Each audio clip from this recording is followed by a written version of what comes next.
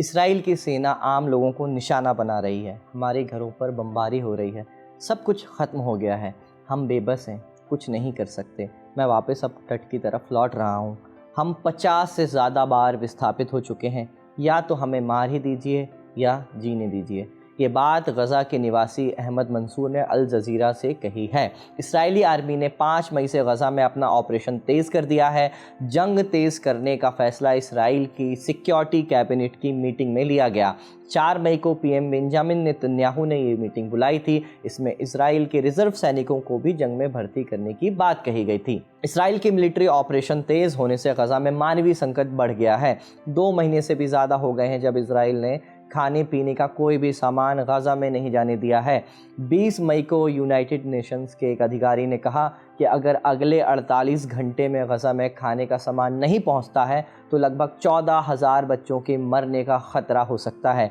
UN की ये चेतावनी उस समय आई है जब दुनिया के 3 ताकतवर मुल्क इसराइल पर प्रतिबंध लगाने की धमकी दे रहे हैं। ये मुल्क हैं ब्रिटेन, फ्रांस और कनाडा। ब्रिटेन ने तो इसराइल को ये धमकी दी है कि उसके साथ फ्री ट्रेड टॉक जो चल रहा है वो भी ख़त्म कर सकता है, और इसके अलावा यूरोपियन यूनियन ने भी इसी तरह की धमकी इसराइल को दी है। कम से कम बयान तो इसी की तरफ इशारा कर रहे हैं। ऐसे में सवाल उठ रहा है कि इस तरह के इंटरनेशनल प्रेशर के बावजूद भी नेतन्याहू जंग और क्यों तेज़ कर रहे हैं। आज के शो में इसी पर चर्चा करेंगे और जानेंगे कि गज़ा में मानवीय संकट कितना गहरा है, इसराइल पर प्रतिबंध लगाने से क्या असर पड़ेगा, और सीज़ फायर पर बात कहाँ तक पहुँची और बात कहां अटक रही है। नमस्कार, स्वीकार कीजिए साजिद का आप खबरगांव का डेली इंटरनेशनल बुलेटिन राजदूत देख रहे हैं।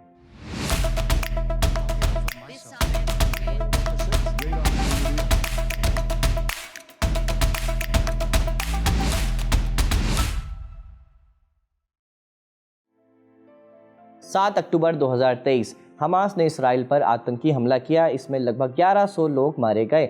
हमास लगभग 250 लोगों को अपने साथ बंधक बनाकर गज़ा भी ले गया ताकि आगे इसराइल के साथ नेगोशिएशन किया जा सके। हमास ने कहा कि ये दशकों के जुल्म का बदला है। इसराइल ने कई सालों से हमारी नाकाबंदी की हुई है, वो हमारे लोगों को मारते हैं। ये हमारी आज़ादी की तहरीक, आज़ादी की लड़ाई का एक हिस्सा मात्र है। और इस हमले पर इसराइल ने क्या कहा कि हम पर इतिहास का सबसे भयानक हमला हुआ है। अब हम हमास के पूरे खात्मे तक जंग लड़ेंगे गज़ा में। हमास गज़ा पर 2006 से शासन कर रहा है। उस साल पूरे फ़िलिस्तीन में चुनाव हुए थे। हमास के पूर्व मुखिया इस्माइल हनिया ने चुनाव जीता, लेकिन इसराइल और अमेरिका ने कहा कि इलेक्शन रिग्ड है, यानी फर्जी इलेक्शन हुए हैं। फ़िलिस्तीनी पार्टी फतह ने भी इसी लाइन पर टेक लिया। नतीजा, फतह और हमास के बीच भयंकर सिविल वॉर हुई। उस समय से गज़ा पर हमास का कंट्रोल हो गया, पर हमास के आने के बाद इसराइल ने गज़ा पर पाबंदियां लगानी शुरू कर दी। वो एकदम लिमिटेड चीज़ें गज़ा में आने देता। उसकी वजह थी गज़ा की भौगोलिक स्थिति। गज़ा एक तरफ से समंदर से घिरा है, एक सीमा इजिप्ट से और सबसे लंबी सीमा इसराइल से लगती है। इसराइल अपनी सीमा से तो कोई सामान जाने नहीं देता, ऊपर से इजिप्ट को भी ऐसा ना करने की धमकी देता है। बहरहाल यही सब चलता रहा। फिर 7 अक्टूबर 2023 का हमला हुआ और इसराइल ने गज़ा में मिलिट्री ऑपरेशन शुरू कर दिया। तब से लेकर अब तक क्या क्या हो चुका है, पॉइंट्स में जानिए। गज़ा की लगभग पूरी आबादी विस्थापित हो चुकी है। अमेरिकी मीडिया वॉइस ऑफ अमेरिका की रिपोर्ट के मुताबिक जनवरी 2025 तक गज़ा की लगभग 70% से ज़्यादा घर और इमारतें नष्ट हो चुके थे। यूएन की रिपोर्ट कहती है कि गज़ा को फिर से बनाने में 16 बरस से ज़्यादा का समय लग जाएगा और इसमें 4.5 लाख करोड़ रुपए से भी ज़्यादा का खर्चा आने वाला है। गज़ा के स्वास्थ्य मंत्रालय के मुताबिक इसराइली हमले में अब तक 35,000 से ज़्यादा फ़िलिस्तीनी मारे जा चुके हैं। 1,21,000 से ज़्यादा घायल हुए हैं। मंत्रालय ये भी कहता है कि मौत का आंकड़ा इससे कहीं ज़्यादा है, क्योंकि बहुत लोग मलबों के नीचे भी दबे हुए हैं गज़ा में अभी इस समय। इन सबको मिलाकर कम से कम 61,700 लोग तो मारे ही जा चुके हैं, ऐसा दावा गज़ा की हेल्थ मिनिस्ट्री का है। इसके अलावा पिछले 19 महीनों में इसराइल ने हमास के कई बड़े लीडरान, कई बड़े नेता और मिलिट्री कमांडर्स की भी हत्या की है। जुलाई 2024 में हमास के पूर्व मुखिया इस्माइल हनिया को ईरान में मारा गया। उसके बाद याह्या सिनवार को उनकी जगह हमास का मुखिया बनाया गया। अक्टूबर 2024 में इसराइल ने उन्हें भी मार गिराया। अब खबर है कि उनके छोटे भाई मोहम्मद सिनवार गज़ा में हमास को चला रहे हैं। कुछ दिन पहले उन पर भी हमले की खबर आई थी, जिस पर इसराइल ने कहा था कि हो सकता है कि वो उस मिलिट्री ऑपरेशन में मार दिए गए हों, लेकिन अब हमास ने दावा किया है कि मोहम्मद सिनवार अभी जिंदा है। इसके अलावा इसराइल ने हिजबुल्लाह के लीडर हसन नसरल्लाह की भी सितंबर 2024 में हत्या कर दी थी। इंटरनेशनल क्रिमिनल कोर्ट यानी आईसीसी ने नवंबर 2024 में नेतन्याहू और उनके कुछ मंत्री और हमास के कुछ नेताओं के खिलाफ अरेस्ट वारंट निकाला। जनवरी 2024 में इंटरनेशनल कोर्ट ऑफ जस्टिस यानी आईसीजे, ये यूएन के तहत चलने वाला कोर्ट है, इस कोर्ट ने नेतन्याहू से कहा कि गजा में जो नरसंहार चल रहा है उसको रोका जाए। नवंबर 2024 में अमेरिका में चुनाव हुए, डोनाल्ड ट्रंप राष्ट्रपति बने। जनवरी 2024 में उनके राष्ट्रपति बनने के चंद दिन पहले ही इसराइल और हमास के बीच सीज फायर हो गया। ये सीज फायर 3 चरणों में होना था। पहला चरण तो सही चला, लेकिन इसराइल ने दूसरा चरण शुरू होने से पहले ही ये समझौता कर दिया रद्द। उसने जंग को पूरी तरह ख़त्म करने की शर्त को मानने से इनकार कर दिया। फिर आई 2 मार्च 2025 की तारीख। इसराइल की सरकार ने कहा कि हम गजा की पूर्ण नाकाबंदी कर रहे हैं, खाना, पानी और दूसरी ज़रूरत का सामान हम गजा में नहीं जाने देंगे। इस फैसले को लगभग 3 महीने बीत चुके हैं। गजा में खाने पीने की भयंकर किल्लत चल रही है। इंटरनेशनल प्रेशर के चलते 19 मई यानी आज से 2 दिन पहले इसराइल ने 9 ट्रक गाज़ा में जाने की अनुमति दी, लेकिन जानकारों ने इसे महज एक पीआर स्टंट बताया। यूएन का कहना है कि गजा में हालात इतने गंभीर है कि वहाँ रोज़ाना कम से कम 500 ट्रक से ज़्यादा भेजे जाएं, तब जाकर थोड़ा काम बन सकता है। ऊपर से जिन 9 ट्रक्स को भेजे जाने की बात इसराइल ने की है, उसका सामान अभी तक गजा में बटा ही नहीं है। ये जानकारी 3 घंटे पहले यूएन ने ही दी है। नेतन्याहू और उनकी सरकार पर गजा में ट्रक भेजना भी एक मजबूरी में लिया गया फैसला मालूम पड़ता है, और ये मजबूरी वो दुनिया के सामने छिपाते भी नहीं है। जब गजा में मानवीय सहायता भेजने का फैसला लिया जा रहा था तो उन्होंने कहा कि वो सिर्फ ये जो फैसला है वो एक मुल्क के कहने पर कर रहे हैं, इंटरनेशनल प्रेशर में कर रहे हैं। उन्होंने उस देश का नाम तो नहीं बताया, लेकिन इतना ज़रूर कहा कि उन पर यह फैसला लेने का बहुत ज़्यादा प्रेशर है। उस देश ने नेतन्याहू से कहा था कि हम सब कुछ बर्दाश्त कर सकते हैं, लेकिन भूख और ख़ास तौर पर सामूहिक रूप से आई भूखमरी की तस्वीर बर्दाश्त नहीं करेंगे। अगर ऐसा हुआ तो हम इसराइल का समर्थन नहीं कर पाएंगे। ये बात नेतन्याहू ने एक देश से कही, और ये बात वो खुलकर दुनिया को बता भी रहे हैं कि देखिए, हम अपनी मर्जी से भूखों को खाना नहीं दे रहे हैं, हमारी मजबूरी है इसलिए ऐसा कर रहे हैं, वरना हमें समर्थन मिलना बंद हो जाएगा। इसके बावजूद भी नेतन्याहू की सरकार में शामिल अति दक्षिणपंथी नेताओं ने इस फैसले की आलोचना की है। इन मजबूरी से भरे बयानों के बीच एक चेतावनी यूनाइटेड नेशंस की तरफ से भी आई। यूनाइटेड नेशंस के जो मानवीय मामलों की मुखिया हैं टॉम फ्लेचर, 20 मई को उन्होंने बीबीसी से कहा कि अगर गजा में पर्याप्त मात्रा में मानवीय मदद नहीं पहुंची तो अगले 48 घंटे में 14,000 बच्चों के मरने का खतरा है, जिसका जिक्र हमने इसके पहले शुरू में किया। गजा में सिर्फ खाने अकेले की किल्लत नहीं है, इसराइल फ्यूल के टैंकर भी गजा नहीं आने दे रहा है, जिससे ना बिजली आ पा रही है और ना ही पीने का पानी जो पंप के द्वारा निकाला जाता था वो भी लोगों को नहीं मिल पा रहा है। इससे गंदा पानी मजबूरी में लोगों को पीना पड़ रहा है। यूएन चाहता है कि वो गजा में खाने पीने और दूसरी ज़रूरत का सामान बांटने का काम अपने ज़िम्मे ले लें, लेकिन इसराइल इसके लिए राज़ी नहीं हो रहा है।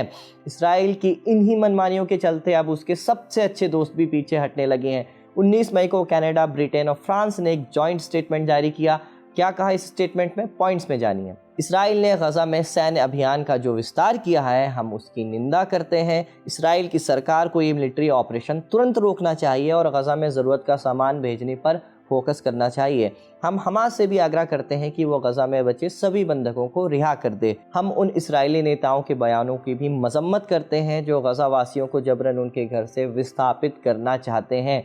ये अंतर्राष्ट्रीय कानून के खिलाफ है। नेतन्याहू और उनकी सरकार को वेस्ट बैंक में बढ़ती अवैध बस्तियों पर भी लगाम लगानी चाहिए। इन बस्तियों की वजह से ही इसराइल और फिलिस्तीनियों की सुरक्षा पर खतरा बढ़ता है। ये स्टेटमेंट दिया तीनों देशों ने मिलकर। अगर नेतन्याहू ये कदम नहीं उठाते हैं तो हम इसराइल पर प्रतिबंध लगाने में भी संकोच नहीं करेंगे। हमने जानकार से पूछा क्या वाकई ये 3 देश इसराइल पर प्रतिबंध लगा सकते हैं, और अगर ऐसा होता है तो इसका क्या असर पड़ सकता है। देखिए, ये जो 3 देश हैं, इन तीनों देशों की जो विदेश नीति है उसमें ह्यूमन राइट्स पे, मानव अधिकारों पे काफी एम्फेसिस रहता है। इन तीनों देशों के लिए अपनी पोजीशन को, अपनी इस स्टैंड को जस्टिफाई करना लगातार मुश्किल होता जा रहा था कि कैसे वो इजराइल के जो कंटिन्यूअस अटैक है गाजा पे उसके खिलाफ कुछ बोल नहीं रहे थे। जितनी भी पार्टीज अभी पावर में है, चाहे वो यूके की लेबर पार्टी हो या फिर हम फ्रांस में देखें या फिर हम कनाडा में देखें, सारे नेताओं की जो वोट बैंक है, जो वोट बेस है, उसमें पैलेस्टीनियन के लिए, फिलिस्तीनियों के लिए काफी सिंपैथी है। तो इन 2 फैक्टर्स की वजह से तीनों देशों ने ये स्टेटमेंट जारी किया कि वो प्रतिबंध भी लगा सकते हैं। प्रतिबंध अभी नहीं लगेगा क्योंकि अगर प्रतिबंध लगाया गया तो उससे पहले 2-3 और चरण होंगे। इज़राइल की तरफ से एक स्टेटमेंट आने की संभावना है। इज़राइल, जहाँ तक मुझे लगता है, इज़राइल इन तीनों देशों को क्रिटिसाइज़ करेगा। नेतन्याहू की सरकार ये कहेगी कि जो 1200 इज़राइलीज़ मरे थे, ये उनका बदला लिया जा रहा है। इज़राइल अपने हितों की रक्षा कर रहा है और ये तीनों देश उस तरफ से आँखें मूंद रहे हैं कि कैसे हमास की लीडरशिप में, हमास की अगुवाई में गाज़ा की तरफ से अटैक हुआ था। तो अभी बहुत सारे स्टेटमेंट्स का एक पूरा सिलसिला चलेगा। उसके बाद भी मुझे लगता नहीं कि ये तीनों देश अ, अभी प्रतिबंध लगाएँगे। अगर प्रतिबंध लगाना होता तो अब तक लगाया जा चुका होता। ये लड़ाई का जो दूसरा चरण है वो मार्च में ही स्टार्ट हो गया था। यूनाइटेड नेशन, संयुक्त राष्ट्र की तरफ से जो अभी बहुत ही चिंताजनक जो जिस तरह के स्टेटमेंट आ रहे हैं कि पिछले अगले 48 घंटे में, अब तो खैर अगले 24 घंटे में बहुत सारे बच्चों की जान जा सकती है। इसकी वजह से पब्लिक प्रेशर बढ़ा है और उस पब्लिक प्रेशर के रिस्पॉन्स में इन तीनों देशों ने कहा है, इज़राइल को एक तरह से क्रिटिसाइज़ किया है। गज़ा में जंग तो 19 महीनों से जारी है, लेकिन पिछले 2 हफ्ते गज़ा के लिए बहुत मुश्किल भरे रहे हैं। इसकी पटकथा लिखी गई 4 मई को इसराइल की सिक्योरिटी कैबिनेट की मीटिंग में। हमने जानकार से पूछा, नेतन्याहू ने अचानक मिलिट्री ऑपरेशन क्यों तेज़ कर दिया? देखिए, मुझे लगता है कि सब इसके 2 बड़े कारण हैं, लेकिन जो सबसे बड़ा कारण वो है कि अभी तक इज़राइली डिफेंस फोर्सेस जो बचे-खुचे बंधक हैं, उनको छुड़ा नहीं पाई है। इसकी वजह से थोड़ा-सा गुस्सा बढ़ता जा रहा है, जो चरमपंथी पार्टीज़ और नेता हैं नेतन्याहू की सरकार में और उनके जो सपोर्ट बेस है। तो एक ये प्रेशर नेतन्याहू सरकार के ऊपर है कि इतनी लंबी लड़ाई चल रही है, आईडीएफ की इतनी ताकत के बावजूद ऐसा कैसे कि उस छोटे से गाज़ा पट्टी के बीच से ये बंधकों को नहीं निकाल के ला पाए हैं। दूसरा एक ये भी फैक्टर है मेरे मुताबिक कि नेतन्याहू सरकार के ऊपर प्रेशर भी बढ़ता जा रहा है और जिसमें सबसे बड़ा प्रेशर अमेरिका की तरफ से है कि एक शांति समझौते की तरफ बढ़ना होगा, एक सीज़ फायर की तरफ बढ़ना होगा।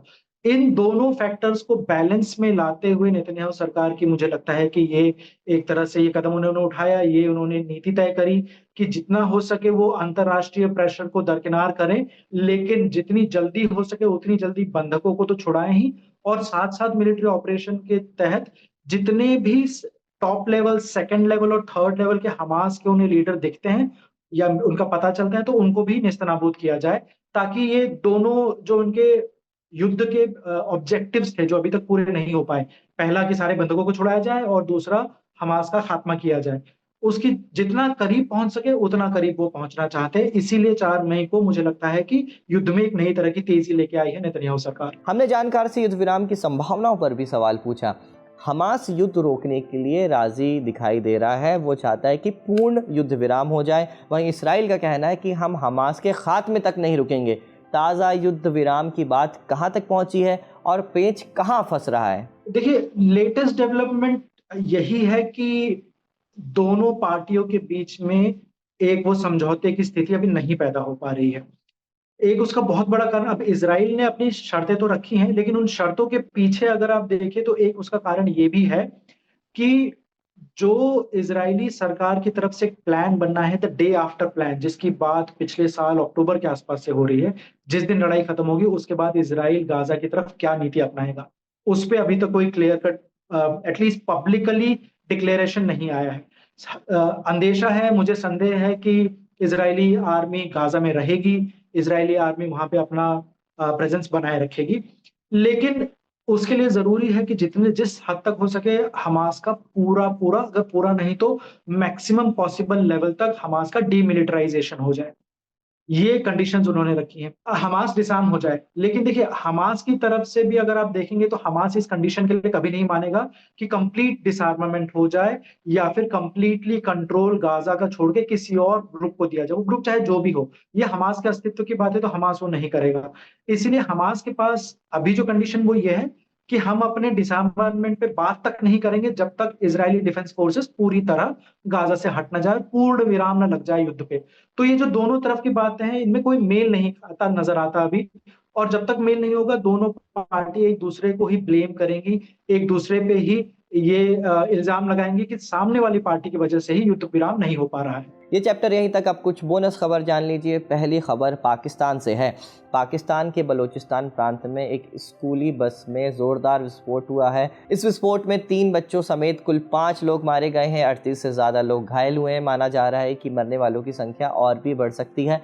बम धमाका इतना ज़बरदस्त था कि स्कूली ड्रेस पहने बच्चों के खून से सड़कें पूरी तरह लाल हो गई। चारों तरफ कोहराम मच गया। स्थानीय डिप्टी कमिश्नर यासिर इकबाल ने घटना की जानकारी देते हुए कहा कि हमला बलूचिस्तान प्रांत के खुजदार इलाके में 0 पॉइंट के पास हुआ है। घटना के बाद पुलिस ने इलाके की चारों तरफ से घेराबंदी कर दी है और मामले की जांच कर रही है। पाकिस्तान के प्रधानमंत्री शहबाज शरीफ ने इस हमले पर दुख प्रकट किया। कहा कि हम भारतीय संरक्षण में काम कर रहे आतंकवादियों के इस हमले का करारा जवाब देंगे। फिलहाल इस हमले की जिम्मेदारी किसी संगठन ने नहीं ली है, लेकिन माना जा रहा है कि इस हमले के पीछे बलूचिस्तान लिबरेशन आर्मी का हाथ हो सकता है। बलोच लिबरेशन आर्मी को पाकिस्तान एक आतंकवादी संगठन मानता है और ये भी ऐसा क्लेम करता है पाकिस्तान को कि इसको भारत की बैकिंग मिली हुई है, हालांकि इसके कोई पुख्ता सबूत नहीं मिलते हैं। ये संगठन अक्सर पाकिस्तान के सैन्य ठिकानों और आम नागरिकों को निशाना भी बनाता है। हाल ही में इस संगठन ने पाकिस्तान में जाफर एक्सप्रेस नाम की ट्रेन को हाईजैक कर लिया था, जिसके बाद पाकिस्तानी सेना ने इनके खिलाफ ज़बरदस्त ऑपरेशन चलाया था। दूसरी खबर यूरोपियन यूनियन यानी ईयू से जुड़ी हुई है। डोनाल्ड ट्रंप के बाद अब ईयू ने भी कहा है कि वो सीरिया पर लगे प्रतिबंध हटा देंगे। ईयू यूरोप में स्थित 27 देशों का एक राजनीतिक और आर्थिक मंच है। सभी देश यहाँ मिलकर आर्थिक मामलों की नीतियाँ बनाते हैं। सीरिया के पूर्व राष्ट्रपति बशर अल असद के राज में सीरिया पर प्रतिबंध लगाए गए थे। पिछले साल दिसंबर में उनका तख्ता पलट हो गया था और उसके बाद अहमद अल शरा देश के अंतरिम राष्ट्रपति बने हुए हैं। सऊदी अरब की यात्रा के दौरान डोनाल्ड ट्रंप ने शरा से मुलाकात भी की थी और सीरिया पर लगे प्रतिबंध हटाने की बात भी कही थी। इस पर हमने राजदूत के एक एपिसोड में विस्तार से बात की है, आपको उसका लिंक डिस्क्रिप्शन में मिल जाएगा अगर आप देखना चाहते हैं। आज का राजदूत यहीं समाप्त होता है। आपके लिए शो रिकॉर्ड किया था हमारे साथी इरशाद ने। मेरा नाम है साजिद। देखते रहिए खबरगांव।